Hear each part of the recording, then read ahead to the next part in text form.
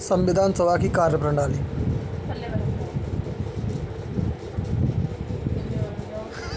संविधान सभा की पहली बैठक 9 दिसंबर 1940 को हुई।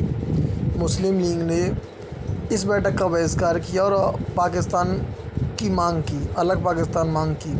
इसीलिए बैठक में 211 सदस्यों ने हिस्सा लिया। फ्रांस की तरह इस सभा में सबसे वरिष्ठ सदस्य डॉक्टर सदानंद सिन्हा को सभा का अस्थायी अध्यक्ष चुना गया। बाद में डॉक्टर राजेंद्र प्रसाद को सभा के अध्यक्ष निर्वाचित किया गया। उसी प्रकार डॉक्टर एच.सी. मुखर्जी एवं बी.टी. कृष्णमाचारी सभा के उपाध्यक्ष निर्वाचित हुए। दूसरे शब्दों में संविधान सभा के 2 उपाध्यक्ष हुए थे। उद्देश्य प्रस्ताव। 13 दिसंबर 1940 को पंडित जवाहरलाल नेहरू ने ऐतिहासिक उद्देश्य प्रस्ताव पेश किया। इसमें संवैधानिक संरचना के ढांचे एवं दर्शन की झलक थी। इसमें कहा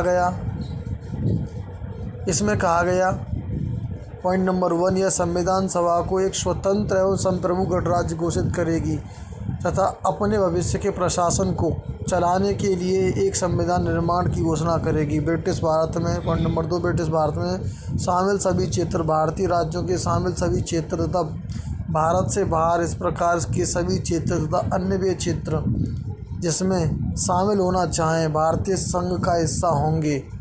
पॉइंट नंबर 3 में कहा गया कि उक्त वर्णित सभी क्षेत्रों तथा उनकी सीमाओं का निर्धारण संविधान सभा द्वारा किया जाएगा तथा इसके उपरांत के नियमों के अनुसार यदि वे चाहें तो उनकी अवशिष्ट शक्तियां उनमें निहित रहेंगी तथा प्रशासन के संचालन के लिए वे सभी शक्तियां केवल उनको छोड़कर जो संघ में निहित होंगी इन राज्यों को प्राप्त होंगी। पॉइंट नंबर 4 में कहा गया कि संप्रभु स्वतंत्र भारत की सभी शक्तियां एवं प्राधिकार इसके अभिन्न अंग तथा सरकार के अंग सभी का स्रोत भारत की जनता होगी। पॉइंट नंबर 5 में भारत के सभी लोगों के लिए न्याय, सामाजिक, आर्थिक एवं राजनीतिक स्वतंत्रता एवं सुरक्षा, अवसर की समानता, विधि के समक्ष समता, विचार एवं अभिव्यक्ति की विश्वास, ब्राह्मण संगठन बनाने आदि की स्वतंत्रता, लोक नैतिकता की स्वतंत्रता स्थापना सुनिश्चित की जाएगी। पॉइंट नंबर 6 में अल्पसंख्यक पिछड़े वर्गों तथा जनजातीय क्षेत्रों के लोगों को पर्याप्त सुरक्षा प्रदान की जाएगी। पॉइंट नंबर 7 संघ की एकता को अक्षुण्ण बनाए रखा जाएगा तथा इसके भू क्षेत्र एवं समुद्र क्षेत्र, वायु क्षेत्र को सभ्य देश के न्याय एवं विधि के अनुरूप सुरक्षा प्रदान की जाएगी। पॉइंट नंबर 8 इस प्राचीन भूमि को विश्व में उसका अधिकार एवं उचित स्थान दिलाया जाएगा और विश्व शांति एवं मानव कल्याण को बढ़ावा देने के निमित्त उसके योगदान को सुनिश्चित किया जाएगा। इस प्रस्ताव को 22 जनवरी 1940 को सर्वसम्मति से स्वीकार कर लिया गया है। इसने संविधान के स्वरूप को काफ़ी हद तक प्रभावित किया। इसके परिवर्तित रूप से संविधान की प्रस्तावना बनी। स्वतंत्रता अधिनियम द्वारा परिवर्तन। संविधान सभा के खुद को अलग रखने वाली देशी रियासतों के प्रतिनिधि धीरे धीरे इसमें शामिल होने लगे। 28 अप्रैल 1947 को 6 राज्यों के प्रतिनिधि सभा के सदस्य बन चुके थे। 13 जून 1947 को भारत के बंटवारे के लिए पेश की गई माउंटबेटन योजना को स्वीकार करने के बाद देशी रियासतों के ज़्यादातर प्रतिनिधियों ने सभा में अपनी सीटें ग्रहण कर लीं। भारतीय हिस्से की मुस्लिम लीग के सदस्य भी सभा में शामिल हो गए। भारतीय स्वतंत्रता अधिनियम 1947 ने सभा की स्थिति में निम्न 3 परिवर्तन किए। नंबर 1, सभा को पूरी तरह संप्रभु निकाय बनाया गया जो स्वेच्छा से कोई भी संविधान बना सकती है। इस अधिनियम ने सभा को ब्रिटिश संसद द्वारा भारत के संबंध में बनाए गए किसी भी कानून को समाप्त करने अथवा बदलने का अधिकार दे दिया। नंबर 2, पॉइंट नंबर 2, संविधान सभा एक विधायिका भी बन गई। दूसरे शब्दों में कहा जाए तो 2 अलग अलग काम सौंपे गए। इनमें से एक स्वतंत्र भारत के लिए संविधान बनाना और दूसरा था देश के लिए आम कानून लागू करना।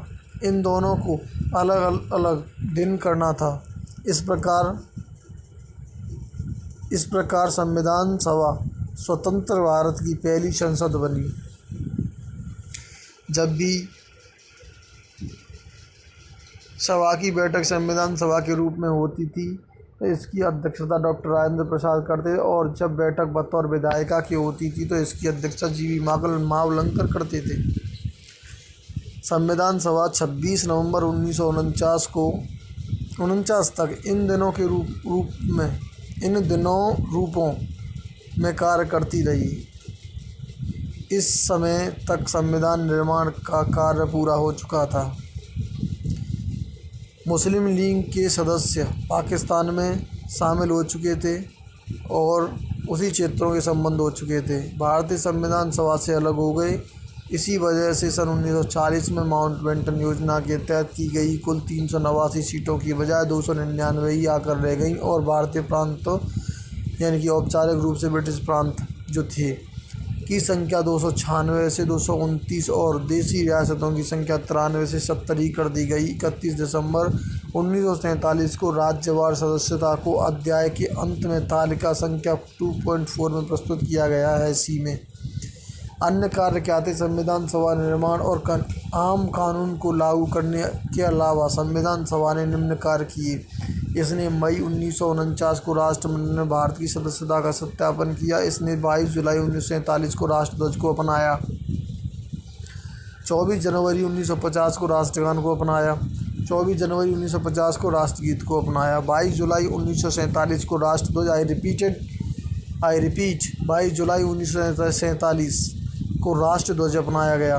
24 जनवरी 1950 राष्ट्रगान, 24 जनवरी 1950 राष्ट्रगीत। तो कुछ डेटें थी जहाँ पर अपने राष्ट्रगीत, राष्ट्रध्वज और इन्हें अपनाया गया था। इसने 24 जनवरी 1950 को डॉक्टर राजेंद्र प्रसाद को भारत के पहले राष्ट्रपति के रूप में भी चुना, और 2 साल 11 माह और 18 दिन के बाद संविधान सभा की कुल 11 बैठकें हुईं। टोटल कुल 11 बैठकें हुईं। संविधान निर्माताओं ने लगभग 60 देशों के संविधानों का अवलोकन किया और इसके प्रारूप 114 दिनों तक विचार किया, और संविधान के निर्माण पर कुल 64 लाख रुपए का खर्च आया। 24 जनवरी 1950 को संविधान सभा की अंतिम बैठक हुई। इसके बाद सभा ने 26 जनवरी 1950 को अंतिम बैठक कब है? 24 जनवरी। पहली बैठक क्या है? 9 अगस्त 1946 को। तो टोटल 11 बैठक हुई।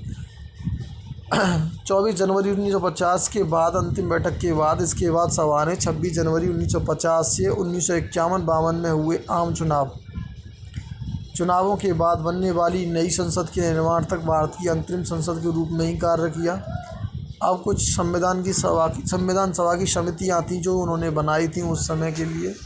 संविधान सभा ने संविधान के निर्माण से संबंधित विभिन्न कार्यों को करने के लिए समितियों का गठन किया। इनकी संख्या, इनमें से 8 बड़ी समितियां थीं और अन्य छोटी समितियां थीं। इन समितियों तथा इनके अध्यक्षों के नाम इस प्रकार हैं। संघ समिति के जो अध्यक्ष थे जवाहरलाल नेहरू थे। संघीय संविधान समिति के अध्यक्ष जवाहरलाल नेहरू थे। प्रांतीय संविधान समिति के सरदार वल्लभ भाई पटेल थे। प्रारूप समिति के डॉक्टर BR अम्बेडकर। मौलिक अधिकार, अल्पसंख्यक एवं जनजातीय तथा बहिष्कृत क्षेत्रों के लिए सलाहकार समिति, परामर्शदात्री समिति, इसके सरदार वल्लभ भाई पटेल थे। इस समिति के अंतर्गत निम्नलिखित 5 उप समितियाँ बनाई गई। मौलिक अधिकार उप समिति JB कृपलानी। अल्पसंख्यक उप समिति SG मुखर्जी। उत्तर पूर्व सीमांत जनजातीय क्षेत्र असम को छोड़कर तथा आंशिक रूप से छोड़े गए क्षेत्रों के लिए उप समिति के अध्यक्ष गोपीनाथ बरदोई बने। छोड़े गए व आंशिक रूप से छोड़े गए क्षेत्र असम में शिक्षित क्षेत्रों के अलावा इस समिति के अध्यक्ष AB ठक्कर बने। उत्तर पश्चिमी फ्रंटियर जनजाति क्षेत्र यानी उप समिति प्रक्रिया के नियम समिति के अध्यक्ष डॉक्टर राजेंद्र प्रसाद बने। राज्यों के लिए समिति, राज्यों से समझौता करने वाली के लिए जवाहरलाल नेहरू बने। प्रक्रिया समिति के डॉक्टर राजेंद्र प्रसाद। राज्यों के लिए समिति के लिए राज्यों से समझौता करने वाली के लिए जवाहरलाल नेहरू बने। संचालन समिति के डॉक्टर राजेंद्र प्रसाद बने। तो आगे पढ़ते हैं। कुछ छोटी समितियाँ थी। वित्त एवं कर्मचारी स्टाफ समिति, डॉक्टर राजेंद्र प्रसाद इसके अध्यक्ष थे। और एक थी आपकी प्रत्यायक प्रेसिडेंशियल समिति, अलादी कृष्ण स्वामी अय्यर थे इसके। सदन समिति बी पट्टाभी सीतारमैया थे। कार्य संचालन समिति डॉक्टर KM मुंशी थे। राष्ट्रध्वज संबंधी तदर्थ समिति डॉक्टर राजेंद्र प्रसाद बनाए गए। संविधान सभा के कार्य के लिए समिति JB कृपलानी थे और सर्वोच्च न्यायालय के तदर्थ के S वरदाचारी जो कि सभा के सदस्य नहीं थे। मुख्य आयुक्तों के प्रांतों के लिए समिति B पट्टाभी सीतारमैया थे। संघीय संविधान के वित्तीय प्रावधानों संबंधी समिति नलिनी रंजक सरकार जो कि सभा के सदस्य नहीं थे, उनको अध्यक्ष बनाया गया। भाषाई प्रांत आयोग के SK डार जो कि सभा के सदस्य नहीं थे। प्रारूप संविधान की जांच के लिए विशेष समिति जवाहरलाल नेहरू थे। प्रेस दीर्घा समिति के उषा नाथ सेन थे।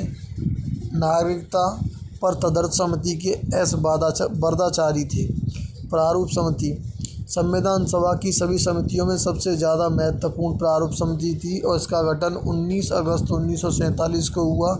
यह वह समिति थी जिसे एक नए संविधान का प्रारूप तैयार करने की जिम्मेदारी सौंपी गई थी। इसमें 7 सदस्य थे जिनमें इस प्रकार थे: डॉक्टर BR अम्बेडकर जो इसकी अध्यक्ष थे, N Gopalaswami Iyer, Alladi Krishnaswami Iyer, doctor KM Munshi, Syed Mohammad Saadulla और N माधव राव। इन्होंने BL मित्र की जगह ली थी जिनका निधन BL मित्र का निधन कुछ स्वास्थ्य कारणों के कारण हो गया, से त्याग पत्र दे दिया। और TT कृष्णमाचारी 7वें थे। इन्होंने सन 1948 में DP खेतान की मृत्यु के बाद उनकी जगह ली थी।